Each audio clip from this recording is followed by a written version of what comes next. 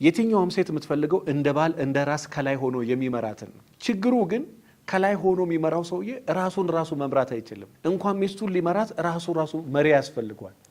ራሱ መምራት አይችልም። ከዛ የተነሳ ሚስቱ እንዴት ትመራለት? እንዴት ትገዛለት? የተሳሳተ ነገር ነው የሚወስኑ፣ የተሳሳተ ነው የሚያደርገው፣ የተሳሳተ ነው የሚያስበው፣ የተሳሳተ ተግባር፣ የተሳሳተ ውጤት ነው የሚበዛው እሱ ላይ።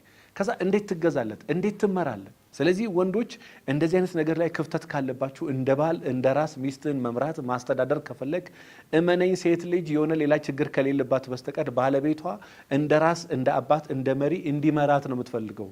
ችግሩ ግን አንተ የእውነት የመሪነት ካራክተር አለ ወይ? የመሪነት ተሰጥኦ አለ ወይ? የመሪነት ጸጋ አለ ወይ? መምራት ትችላለህ ወይ? ካልቻልክ በቃ አልቻልክም ነው። አዎ መምራት ትችላለህ፣ ማወቅ ትችላለህ። እና ምናልባት ባለትዳር ወንዶች ካላችሁ ወይ ደግሞ ባለትዳር ሴቶች ካላችሁ ከሐምሌ 3 አንስቶ እስከ ሐምሌ 30 የሚቆይ ይሄ ስልጠና በጣም ብዙ ነገር ያግዛቸዋል። ባል እንደ ባል፣ ሚስት እንደ ሚስት አክስ እንድታረግ፣ ቤታችሁ የሰላም ቤት እንዲሆን ብዙ ነገር ይረዳቸዋል። ለ30 ቀን ለ1 ወር የሚቆይ ሁለተኛ ዙር ስልጠና ነው። ደውላችሁ ተመዝገቡ። አመሰግናለሁ።